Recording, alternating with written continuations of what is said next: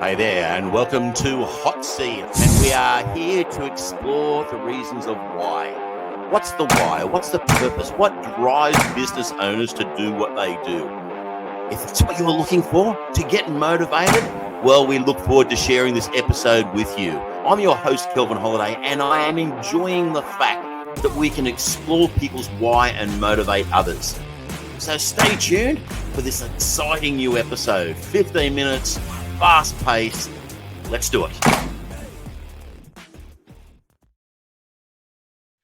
Well, welcome again, folks, to another Hot Seat, and I am super pumped to have a man that I've known for some time. He's a bit of a website guru, all that stuff around SEO and stuff like that, but we're going to get into his heart today. So, Tony Rosa, come on down, come on into the Hot Seat, buddy. Hey, how's it going, Kel? Mate, really good to see you. And I've been looking forward to this one. You're on the other side of the world, so here we are. I'm in Thailand. I'm from Australia. You're on the other side of the world. So tell us your story. Tell me where you're at. What's the family situation, and a little bit more about who Tony is. Yeah, it's quite a time zone difference. I think it's 8 p.m. right now on my side of the world. Okay. I'm from El Salvador, Central America. I move around quite a bit. I travel quite a bit because of my business.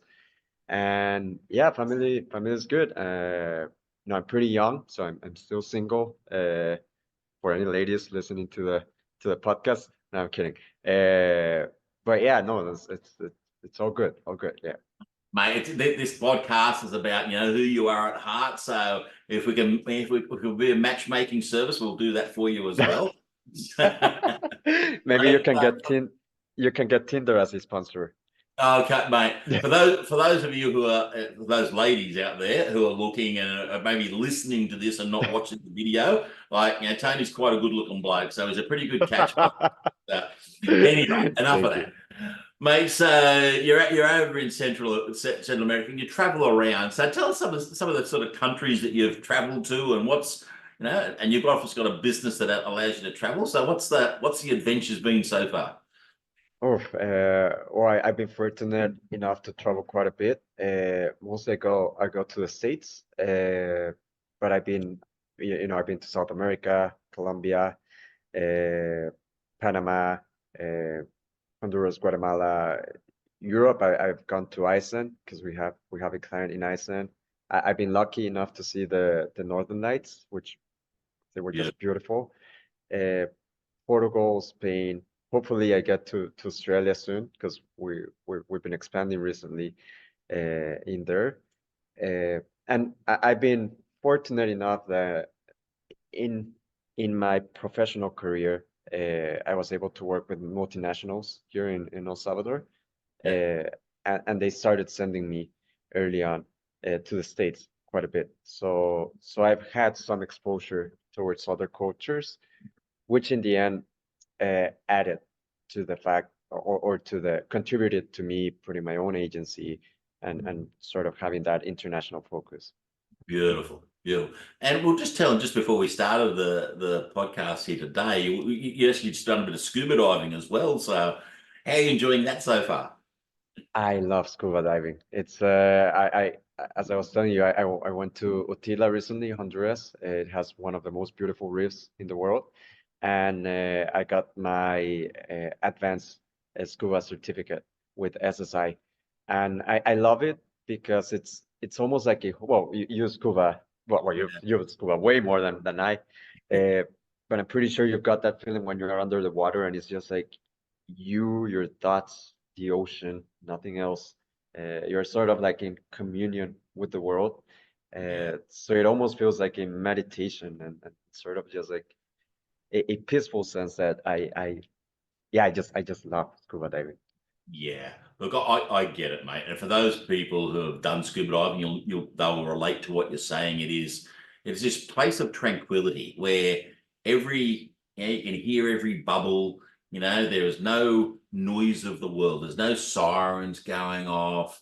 There's no noise of the world. You're just floating along. It's just like floating along, and such a beautiful place to be. But we actually know that scuba diving is one thing, but business can be very different.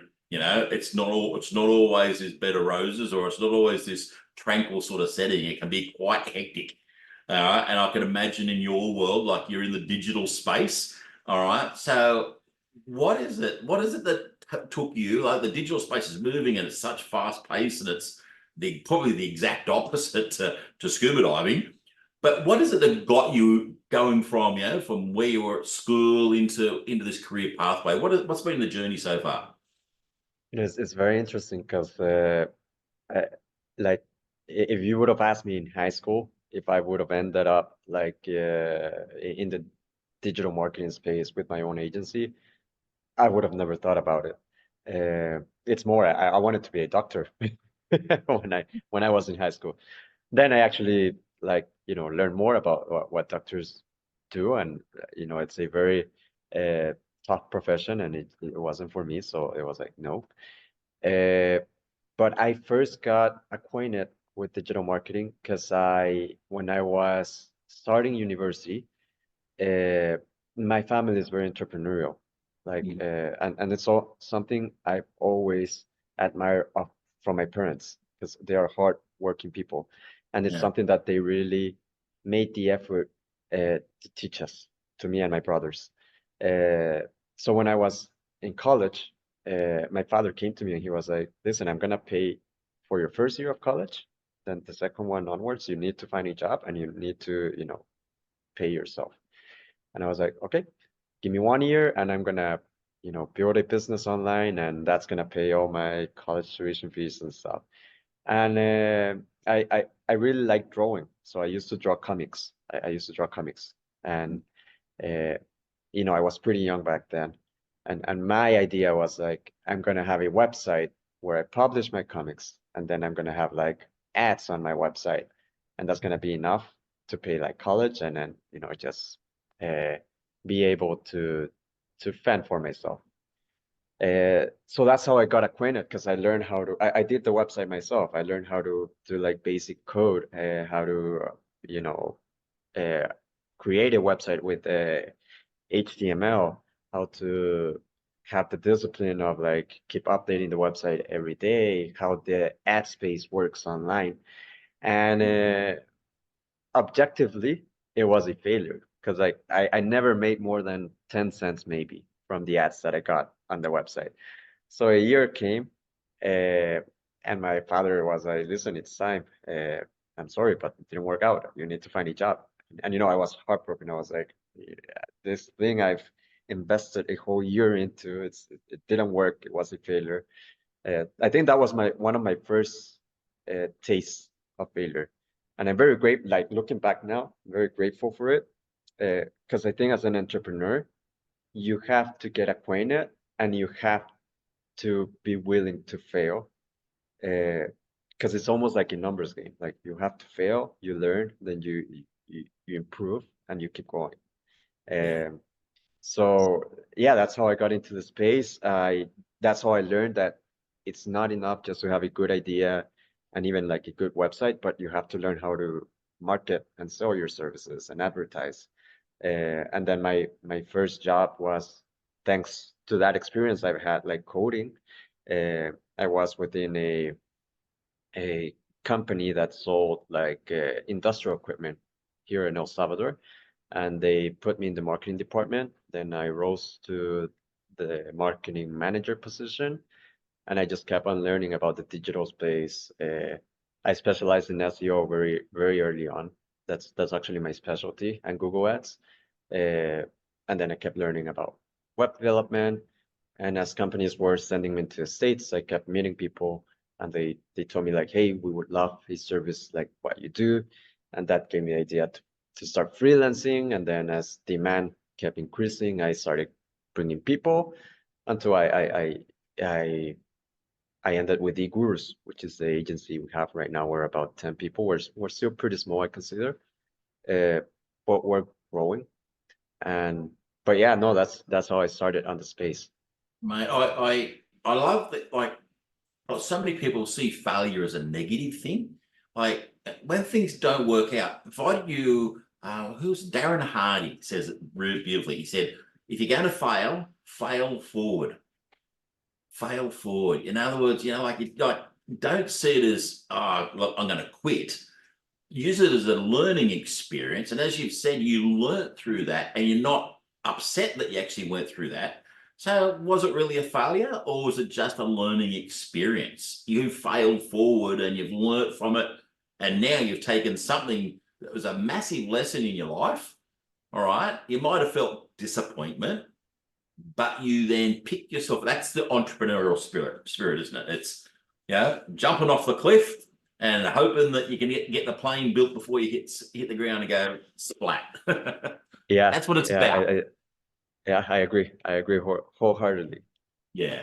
So okay. So without getting to, we can probably go on and do a whole, whole session. We probably will. We'll get you back on to tool time one day, and we'll get a masterclass going, and you really get us into the nitty gritty. But what are some of the lessons? The personal lessons. In that experience. You have that challenge. You may have been disappointed.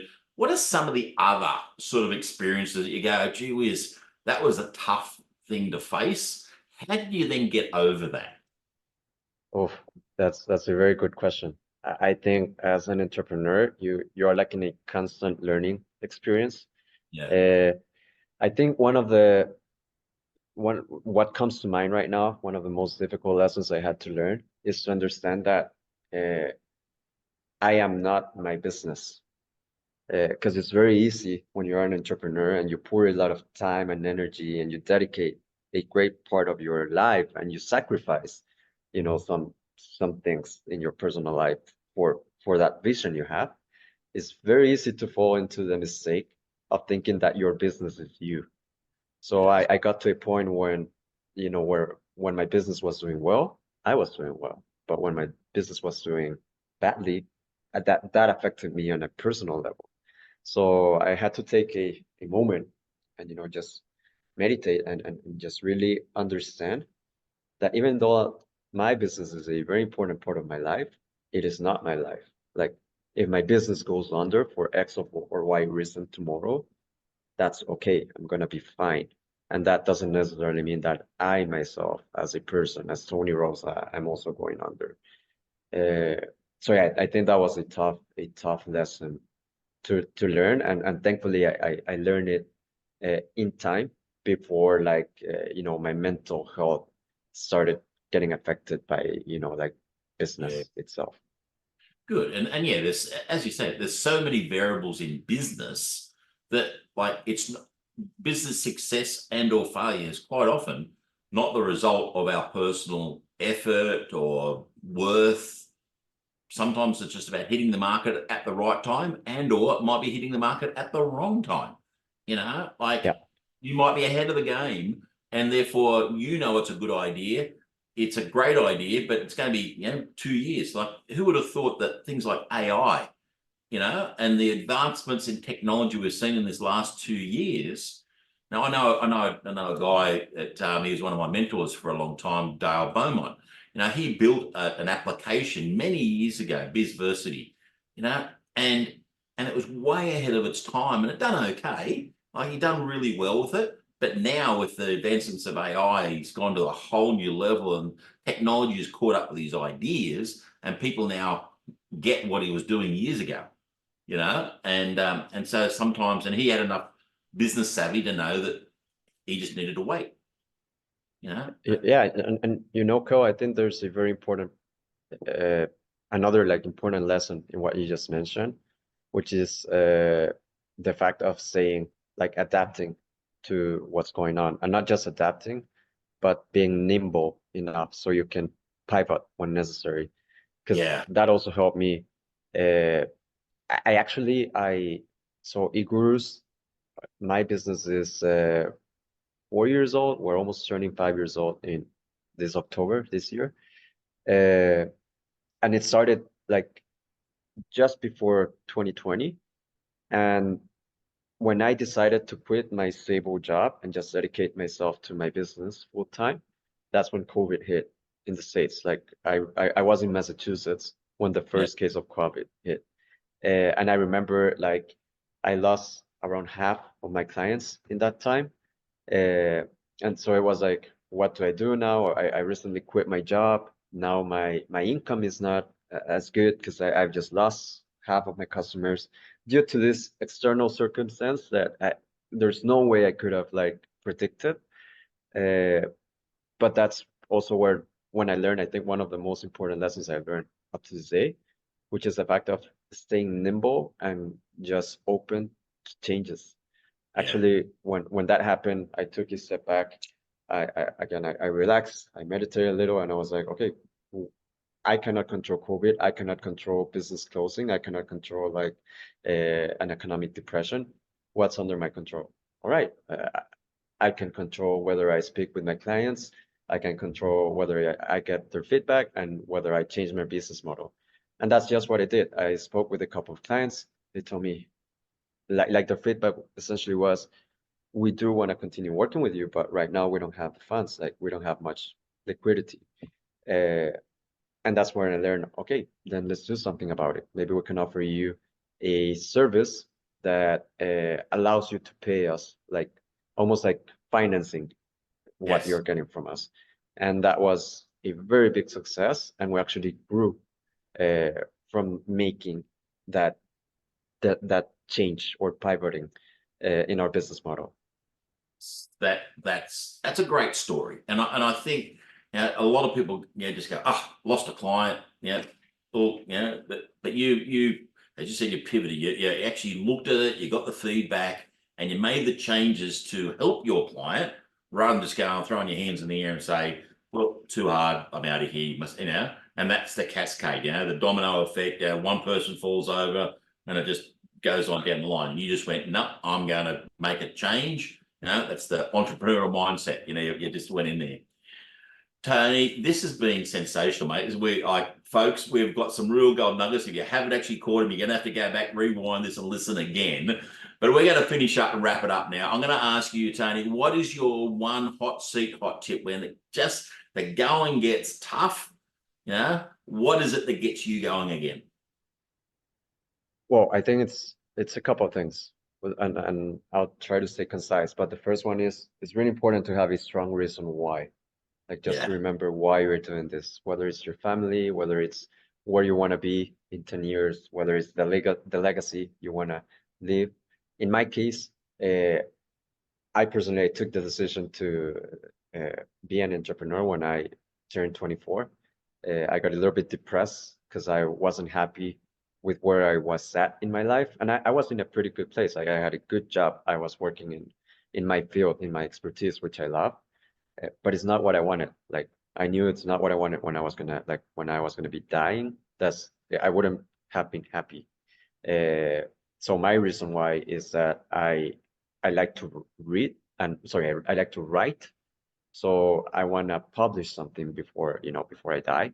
And it doesn't matter if just one person reads it or like a lot of people. I want to do that. And I also want to help homeless people. Those are like my two life visions. And my businesses are my way of achieving enough personal and financial freedom to dedicate myself to my life goals. So that's my reason why that keeps me going. And the second one, it's a very stoic belief, and it's helped me quite a bit. It's just reminding yourself that you're gonna be okay. You're gonna be fine. Like the world's not ending because you're losing that big client. The world's not ending because you're getting sued. Like it's not the end of the world. And whatever's happening or whatever uh, is going on during your entrepreneurial journey, you're gonna be okay. Like you can always land on your feet. If you have to do something else, you'll do something differently, but you're gonna be just fine. So I think that's really helped me when the going gets tough and you start thinking like, oh, this is going wrong, what I'm gonna do. Just remembering, hey, I've been through worse, and if I haven't, I know I'll get through just fine. And if my business fails, I'll put another business or I'll find another job, but I'll be just fine. Yeah. Such a positive, you know, sort of mindset. Tony, this has been awesome, man. Really, really enjoyed your time. Thanks for turning up here on Hot Seat. It's been an absolute pleasure. People, please go back, have a listen, rewind. This is one of those episodes that I'm going to go back and listen to a couple of times myself, and we're going to get Tony back again on Tool Time sometime in the near future. Thanks, Go. No, I absolutely appreciate it. I had a great time, and thank you for having me. Yeah. So, folks, that's a wrap for Hot Seat this week. We thank you for coming along. We thank Tony, and we look forward to seeing you again next time. Please make sure you like, share this episode. It will inspire many. Thank you. Thanks for joining us here at Hot Seat. It's been an amazing, amazing event. It is a place where you can actually enjoy and be inspired by the why of others, the drive of the purpose and the passion. Please like and share this podcast with as many people as you can to inspire them to make a difference in this world. Have an awesome day. Unleash.